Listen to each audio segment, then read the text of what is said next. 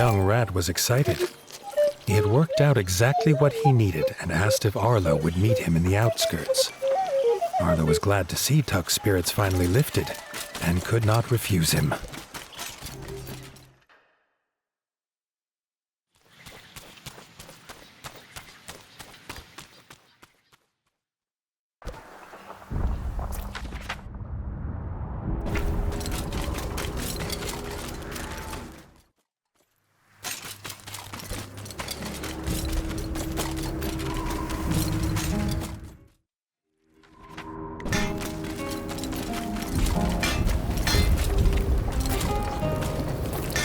At Mossbug Farm, Arlo started to regret his hasty offer of help. The farmer had seen a beast, and shouting something about luring it with bloodfruit, he went to hide in terror. Tuck grinned. He knew exactly where to go.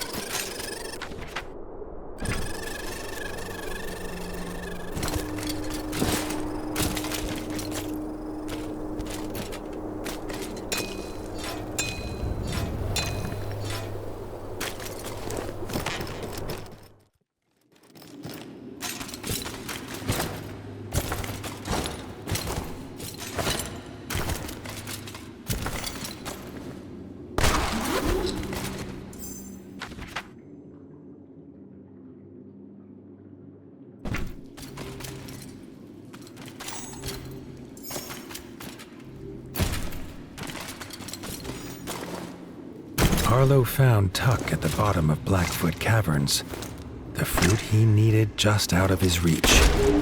Arlo's bow would make quick work of this. The bloodfruit burst open as it landed on the cavern floor, and seemingly in the next second came the terrible sound of beating wings.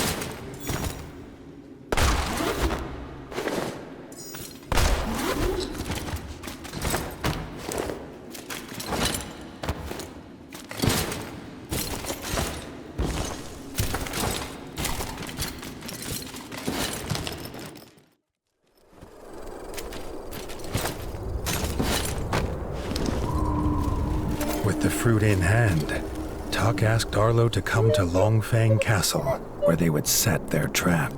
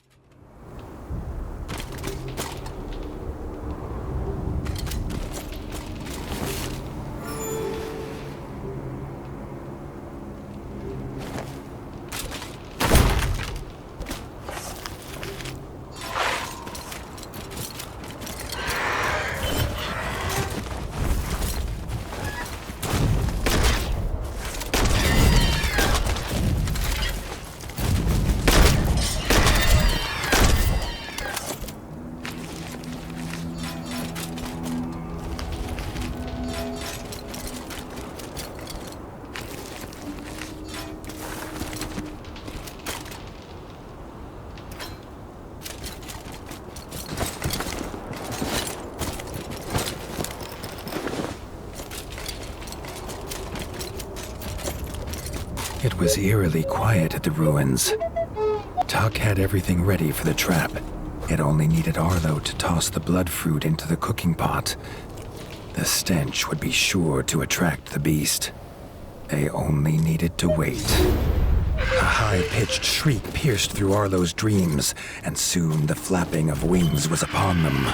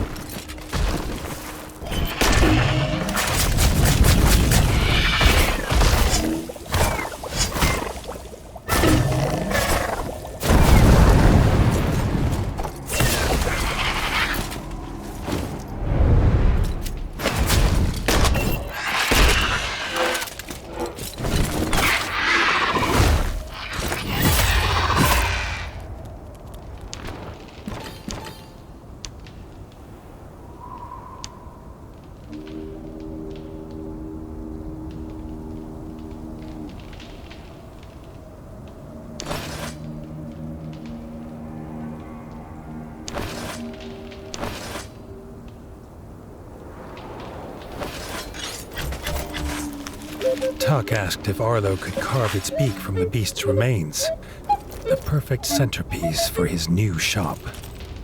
The young rat could barely contain his excitement and ran off, keen to find the builder at Winter's Edge, now able to build the shop of his dreams.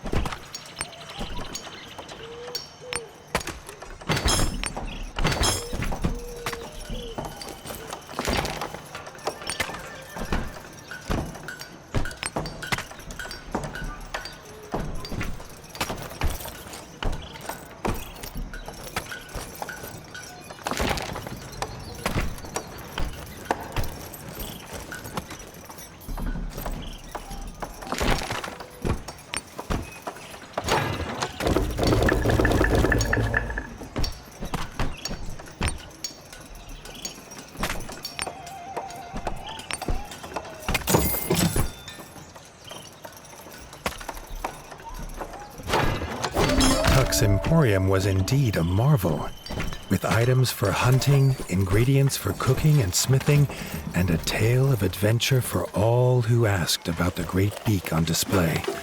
Arlo was sure he would be returning often.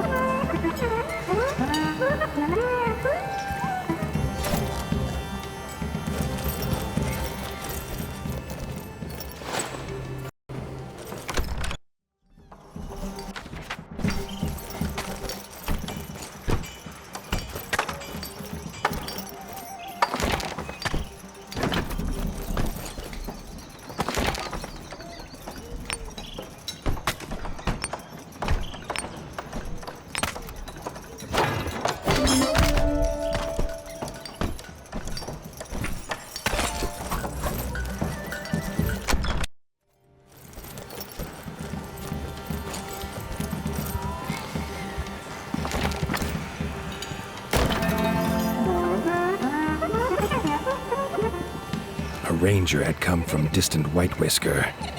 Gray Ears told the tale of a Darkwing camp sending raids on the rabbit village. Arlo swore he would send the bats back to their evil ice mountain.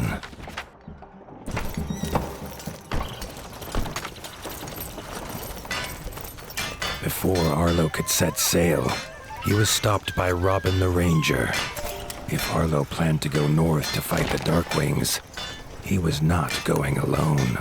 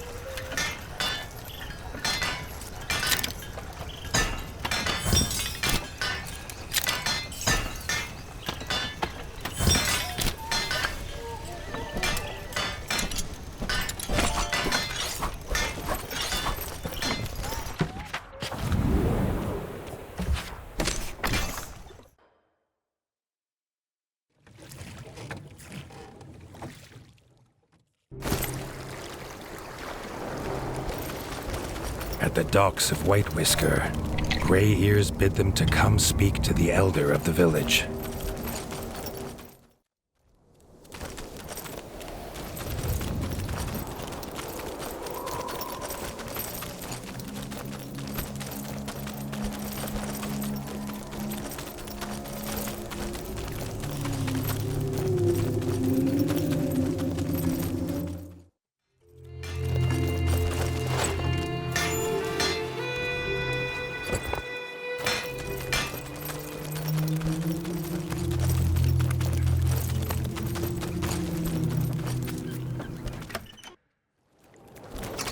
The rabbit's body was old and frail, but his mind was sharp.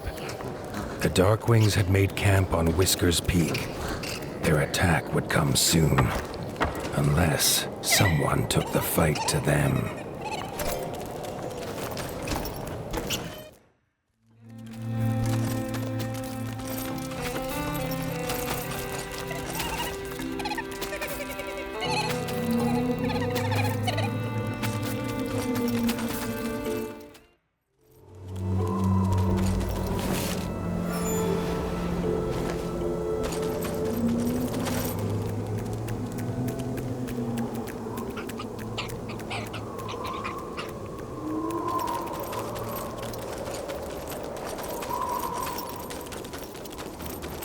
As the pair traveled towards the peaks at the edge of White Whisker, the Bat's ice castle slowly came into view. Arlo knew in his heart that one day he must take his battle there.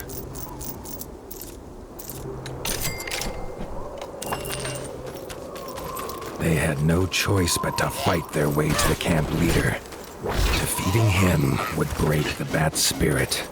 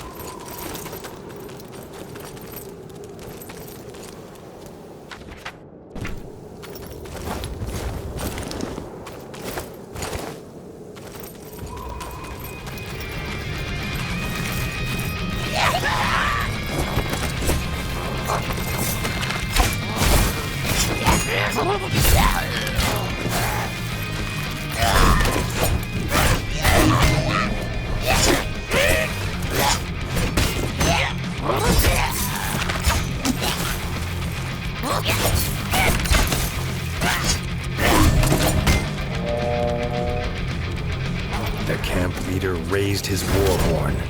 Its unearthly screech seemed to stir the very air into fury. This was not the wind, but the beating of leathery wings.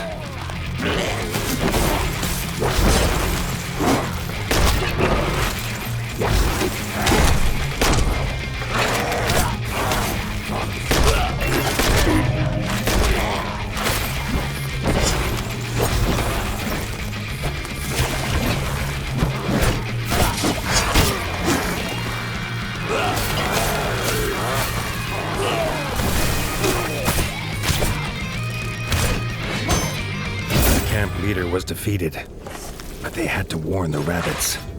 Darkwings were on their way.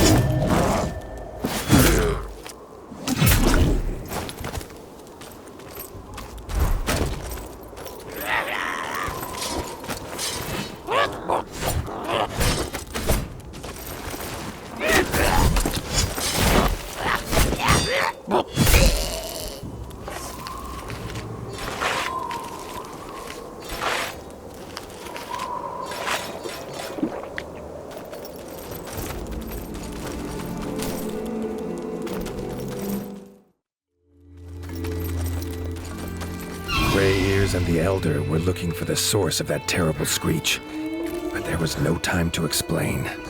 Arlo shouted to Grey Ears to get the villagers to the boats. He and Robin drew their weapons.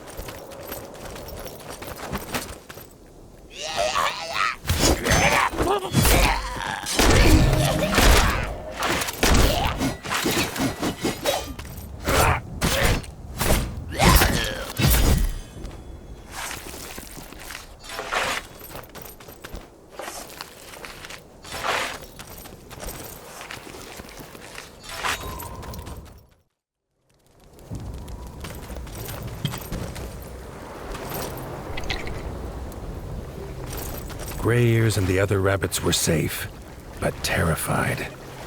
Arlo offered them refuge and a warm welcome at Winter's Edge.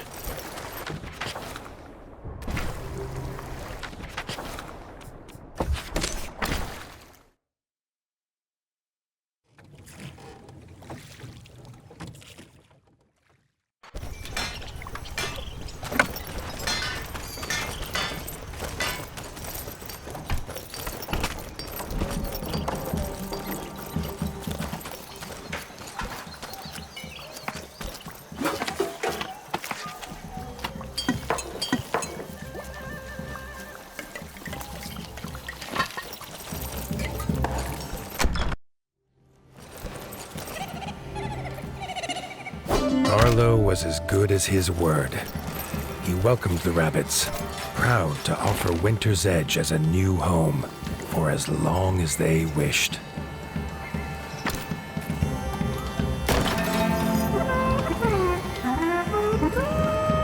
Gray Ears thanked the warden for his hospitality, but the droop of his ears and whiskers told Arlo there was a great weight on the rabbit's mind. The ranger could not contain his anger. The Darkwings had taken the warren, the rabbit's ancestral home. He could not rest here while they spread their filth there. The warden swore they'd reclaim it together.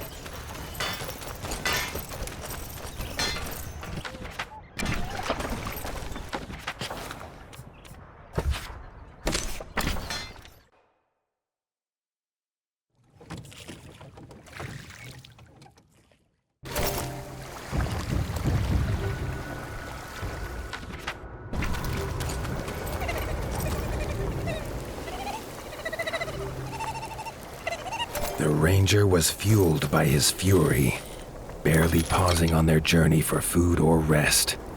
Arlo thought it almost matched his own.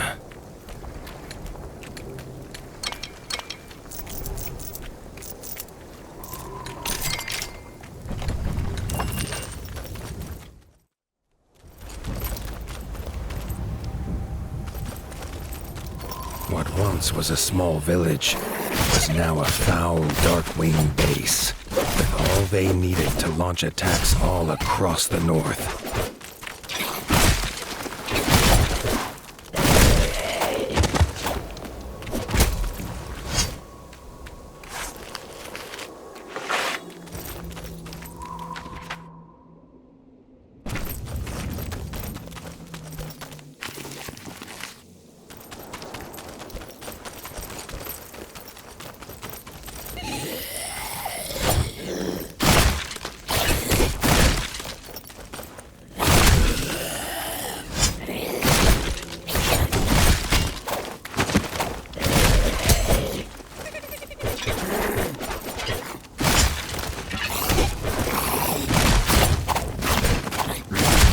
And the ranger fought tooth and paw, bow and blade, to drive back the bat filth.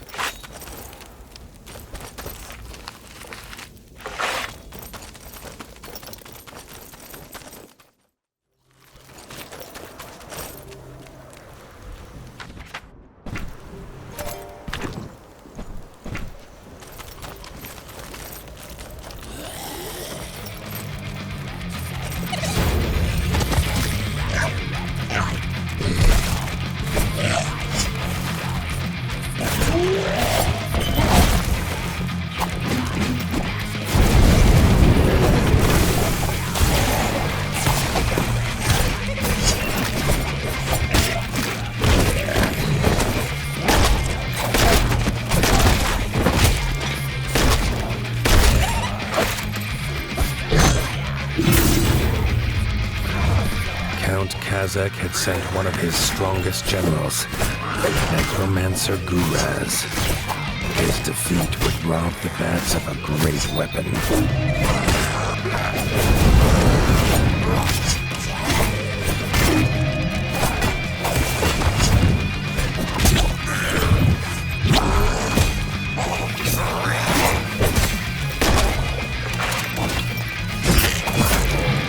The Warren was safe in Rabbit Paws once more.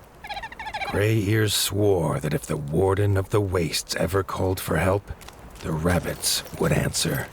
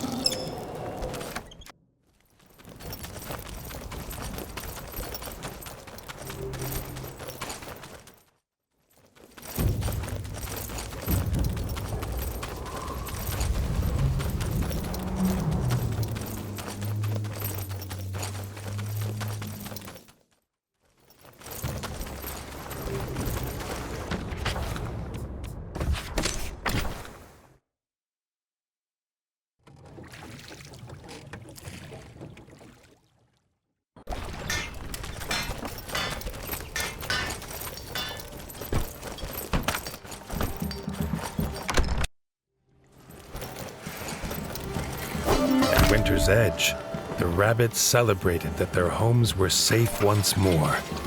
They longed to feel the crunch of snow under paw.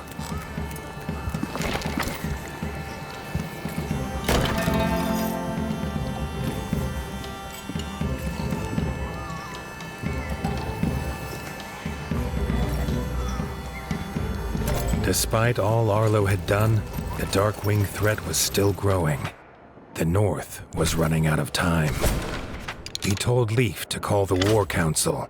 Tomorrow they would make their plan.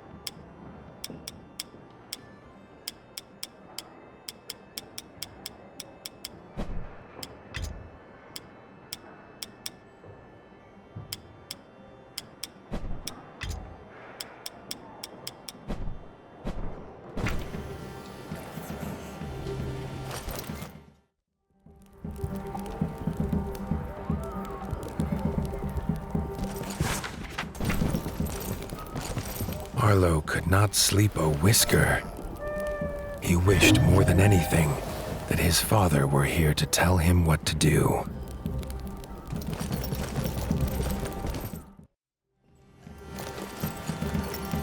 The nervous chatter silenced at Arlo's entrance. He did not sweeten the truth. The Darkwing numbers grew. They would return, and Winter's Edge could not stop them alone. He called Robin forward. Arlo was raised on tales of how the North could not rely on Southern kings. But he was desperate. The Ranger was sure King Reggie would prove different. Ordering the council to prepare for war, they set course for the Crimson Keep.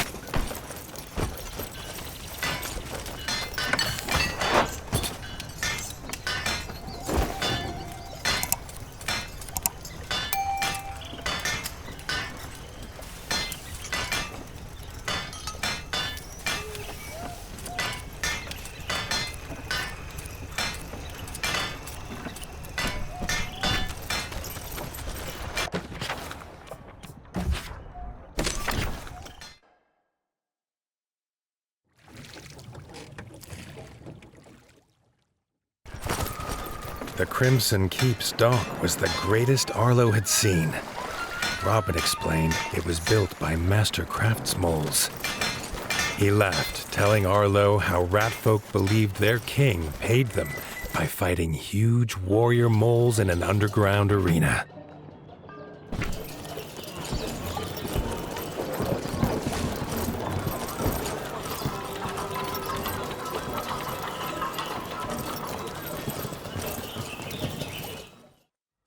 The king's steward, Doug, stopped them before the throne room. He started at the news of war and then rushed away, muttering about how the armor would need to be polished.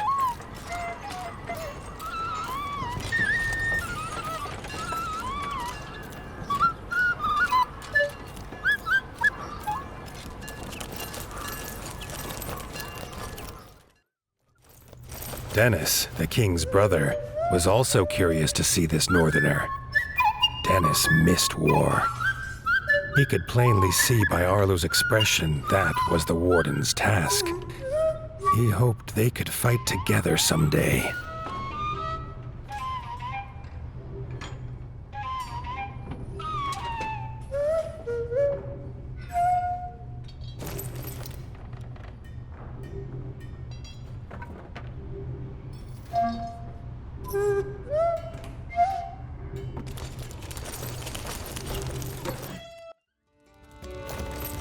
Arlo was nervous to meet this king. He hoped Reggie lived up to all he'd heard from Robin. He did not have to wait long. King Reggie was glad to see his old friend Robin was safe and bid him to tell his tale. Robin told of the death of his son by the ferocious Darkwings and begged the king prepare his forces to go north. Reggie was sad at the loss of Little John, but said that was not reason enough for the South to join a northern war. The king wished them well and turned to go. Arlo stepped forward, asking what the king would do when there was no Winter's Edge to shield the South. If they sent no help now, the Darkwings would not stop at their borders. Reggie listened to Arlo tell his tale. It brought back terrible memories of a father lost and a land left in ruin. A tale not unlike this young warden's. He held out his paw in friendship. King and warden, united, could stop any foe. The southern ratfolk would not simply leave the warmth of their homes for frozen lands they had never seen. A trial by combat would prove his worth. Arlo agreed. He would do whatever it took. News had spread swiftly. As Reggie led them to the tournament grounds, the streets were already full. Villagers craned their necks to see their warrior king and this strange northern challenger.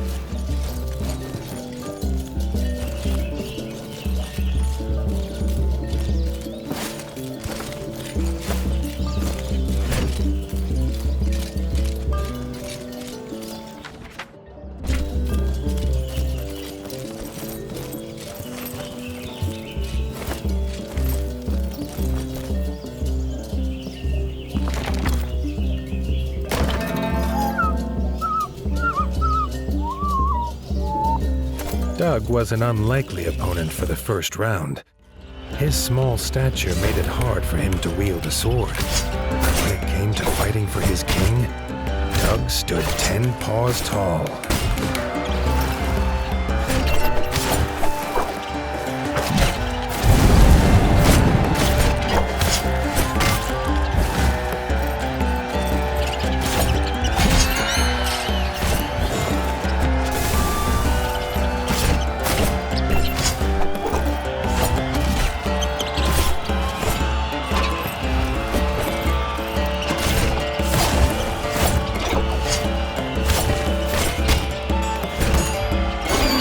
no match for Arlo's superior skill.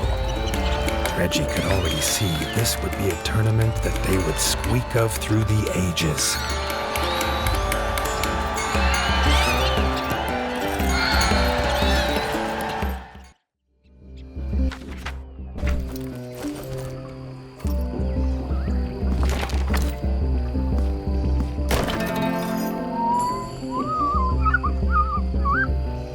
Dennis, veteran of the Green Wart's War and captain of the Royal Guard, would be a true challenge for Arlo. The crowd's cheers for the king's brother echoed off the arena walls.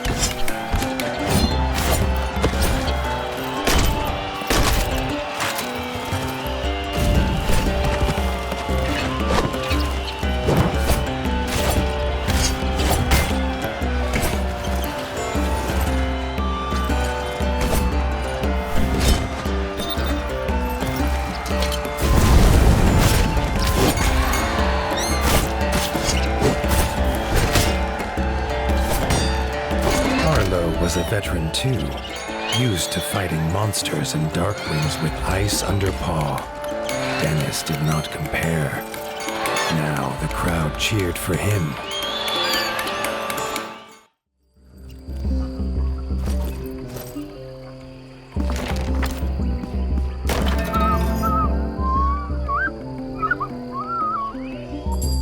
Arlo's final opponent was the king himself.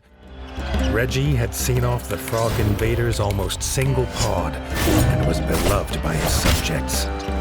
This fight would be a tale for their times.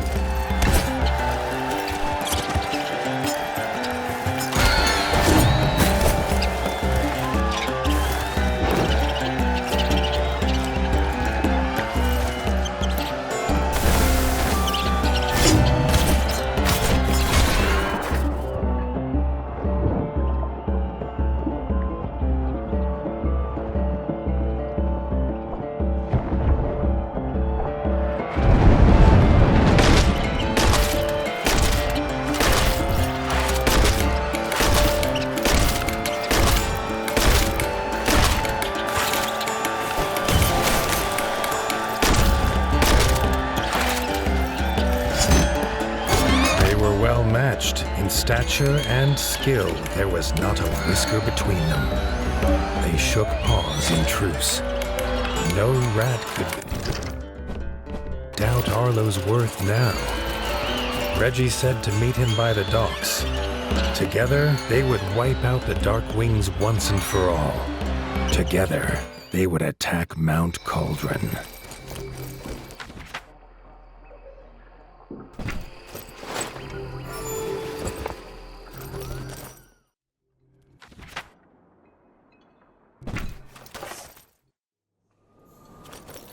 Seeing the king's forces training for battle, Arlo felt the stirrings of something he'd long thought dead in his heart.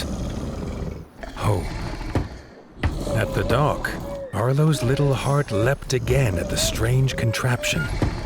If it was a boat or a house, he could not tell, nor why it had a giant sleeping fuzzlebug atop it. From inside emerged King Reggie. He was not alone. King Reggie introduced Bertle. Arlo felt something comforting in the turtle's presence. Bertle was proud to take the army to Mount Cauldron in his bug ship. They would make camp at Highland View, where Arlo could find them when his forces were ready. In a flap of its wings and a cloud of gas, the fuzzlebug took King Reggie and his army north. Whatever tasks Arlo had to finish, now was the time. Once the war began, there would be no turning back.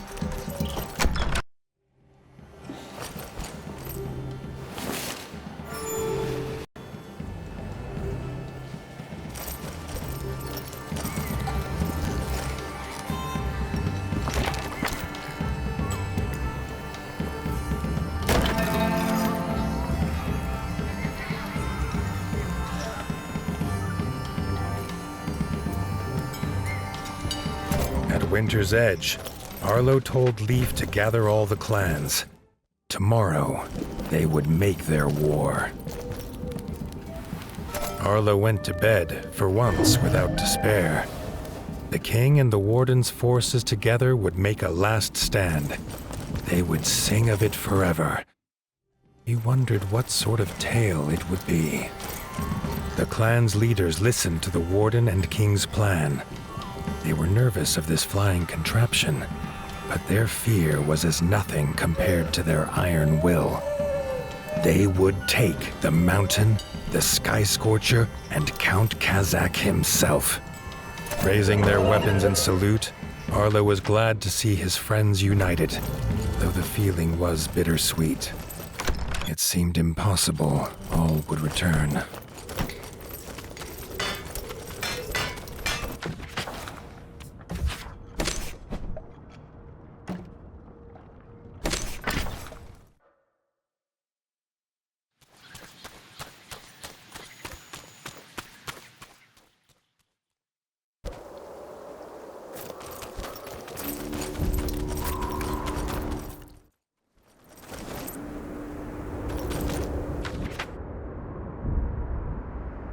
The young builders saw an opportunity in the derelict mine.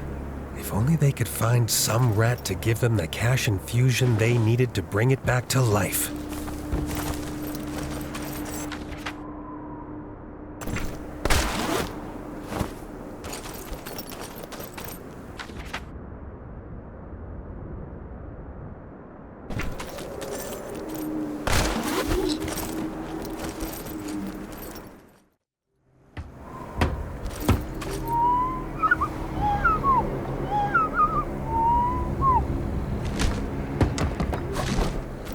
King Reggie's camp had creatures of every clan, armed and ready to fight. At its heart, Bertle waited. Arlo felt again the sense of safety at the turtle, and took it as a good omen. Bertle bellowed the order, and they felt the ground fall away. The ship lurched, as did the soldiers' stomachs. They held their nerve. Against the bats, they would need it.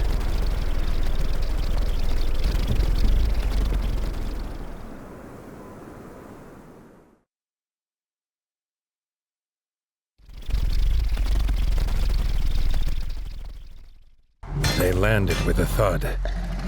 Arlo loved mountains, or had loved the thought of them in the great tales of far away. But this one he did not like at all. Its icy wind chilled more than his fur. They made hasty camp, readying themselves for the fight. Keeping busy stopped the frost from biting.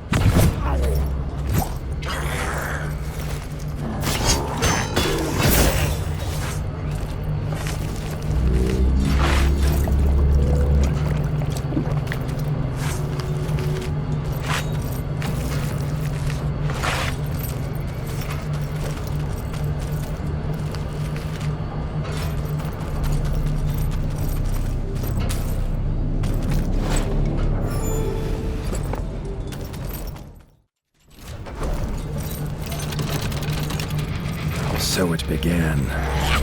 Side by side, the king and the warden hacked a path through the baths to the walls of Cauldron Castle. The way was shut, barred and guarded. Leathery wings beat all around. If they could not open the gate, it would be all for nothing.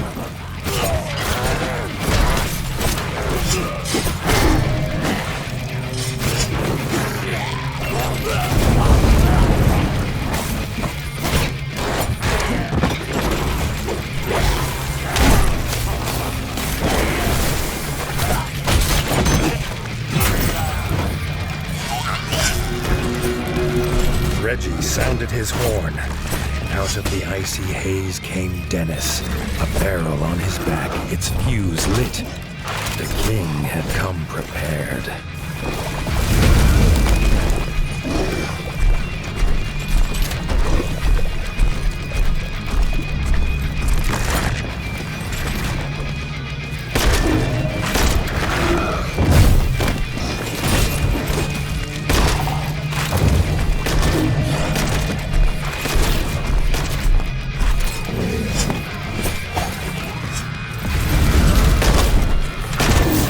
Was shattered with a boom that echoed across the mountainside. It was a hammer blow to their enemies' hearts.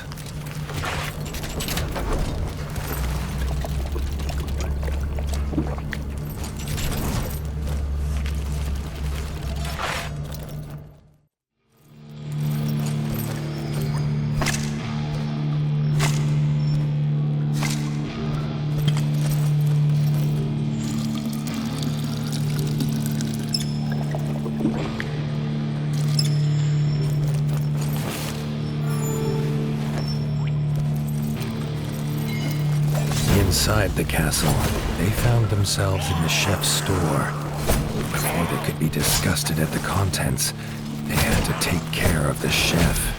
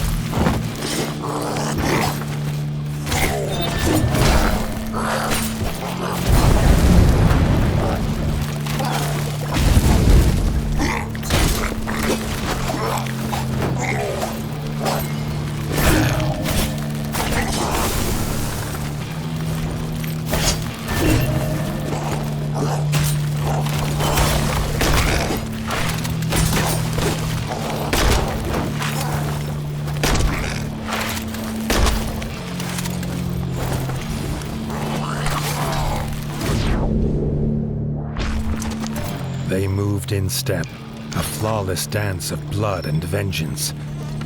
Neither knew that their own blood united them, but perhaps, just then, they felt it.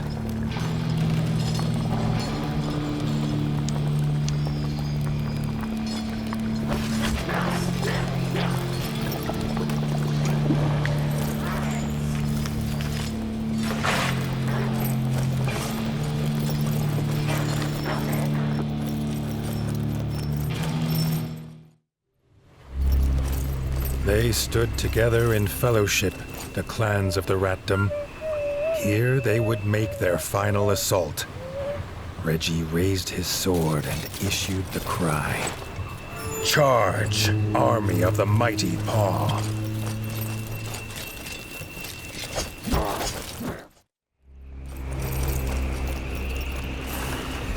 Emerging through the mist at the base of Mount Cauldron, Arlo came upon the king, locked in combat. Count Kazakh and his undead Sky Scorcher. Arlo rushed to his side. But again, he was too late. The Sky Scorcher was gone, flying to the summit with the king in its claws. The despair took hold. Just then, he heard his friends fighting on. He could not abandon them. He stood tall. He would be their captain now, and they would follow, even under the shadow of dark wings.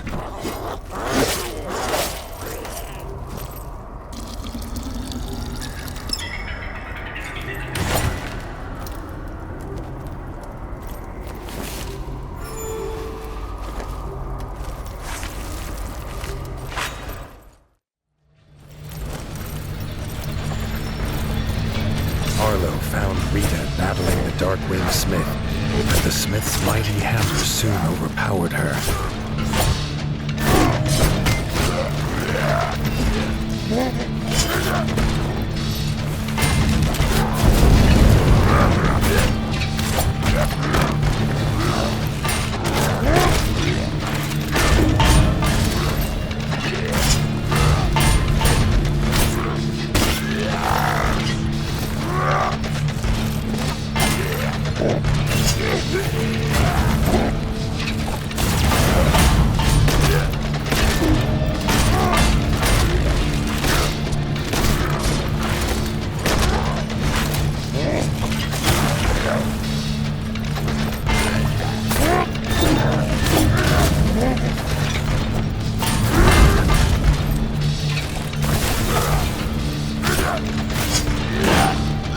Together, Arlo and Erica fought the Darkwing Smith. The fiery heat in the heart of the mountain burned hotter than any forge. Rita moved, clutching to life. Arlo ordered Erica to take her to camp. He would continue alone.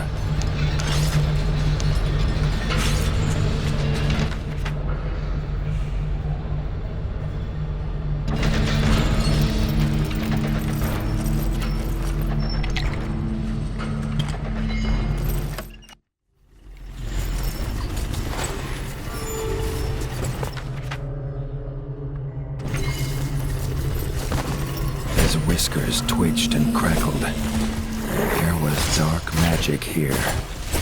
Sky scorchers in cages, abominations made by some spell.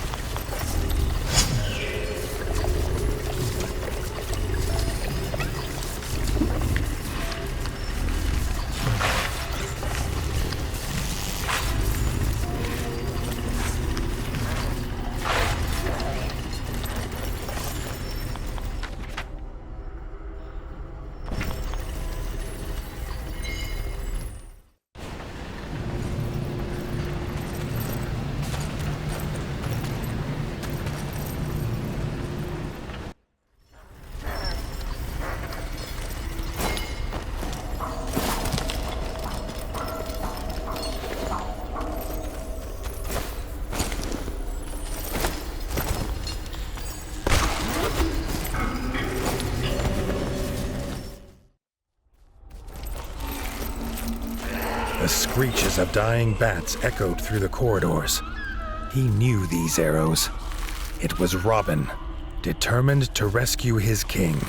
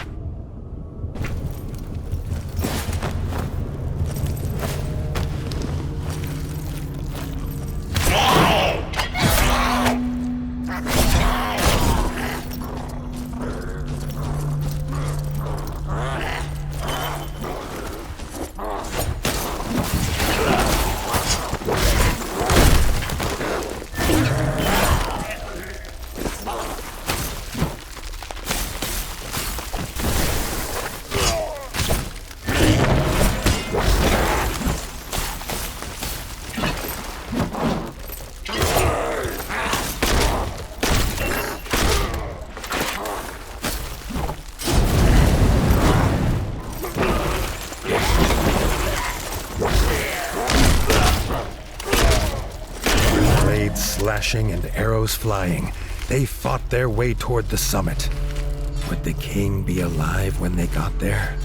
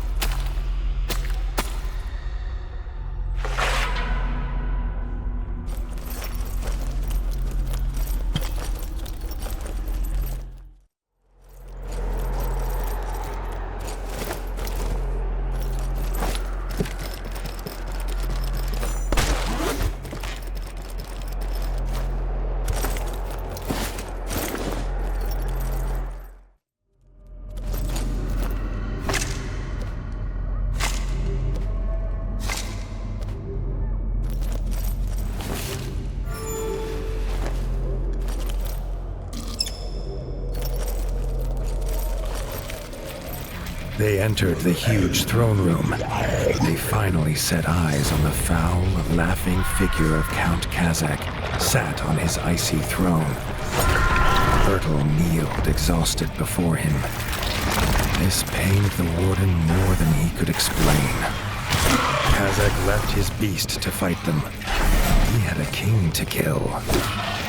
Arlo and Robin fought with all they had, their hope driving them on.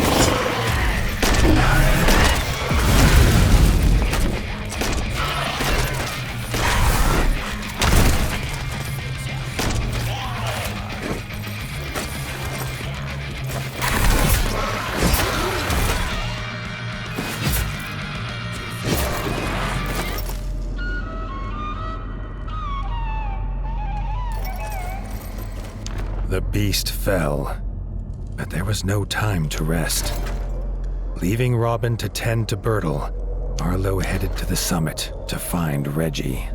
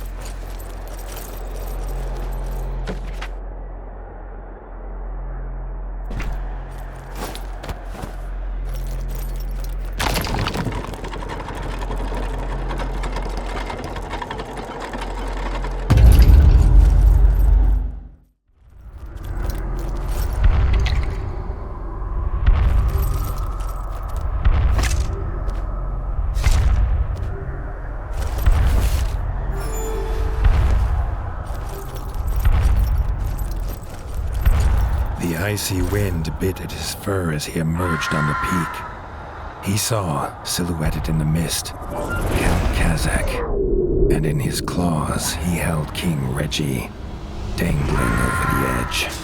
With a shriek of victory, the Count let go of the king and seemed to melt into the fatal mist. They flew into battle. The warden and the Count's weapons clashed, echoing across the mountain.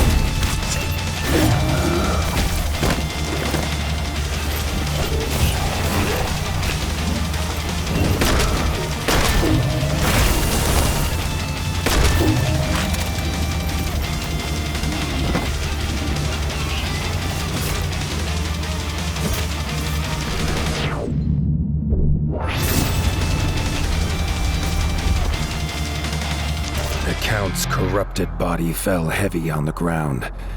Arlo rushed to the edge, calling for the king, but the only answer in the mist was the icy wind. The war was won, but Arlo could not feel the victory. He barely noticed his friends join him. The Fellowship bowed their heads in honor of their brave king. The tale of this war would be as much of loss as of winning.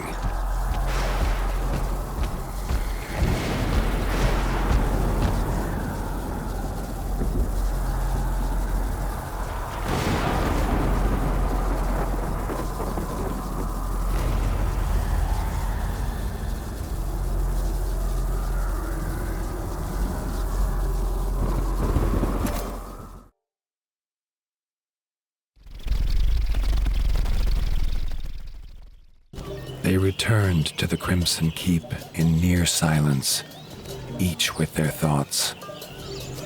There would be no victory parades.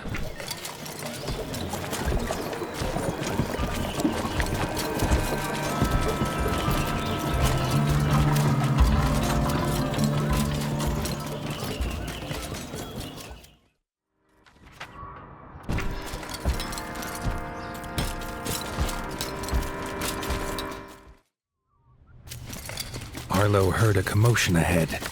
In the throne room were raised voices. Bertil stood in front of Reggie's throne, holding the crown, asking who should now carry this burden. Dennis barged forward to claim it. He was brother of the king. It was his by birth. Robin stepped forward and proclaimed that Arlo was rightfully king. Without him, there would be no kingdom to rule. He had proved himself on the peak. He was not alone. Leaders of the clans stepped forward and echoed their favor of the warden. Arlo objected. He had no claim here. Bertil slammed his staff into the floor to silence the rising voices. He had a secret to tell. Arlo's father was King Rattus. Bertil himself had delivered him as a child to the warden. He had a claim, if he was willing to take it. Arlo felt the truth of it, and the paw of destiny seemed to push him forward to take his place upon the throne. Bertil placed the crown upon his head. The weight of rule was his now. Dennis had been forgotten in the shouts of joy from the clans. He raised his blade and swore vengeance. It was his birthright, and he would reclaim it from this usurper. Arlo set aside the warden and became the king. A new dawn broke over the land, bright and clear. The king sensed it would not last. The promise of his half-brother would surely mean war would come again.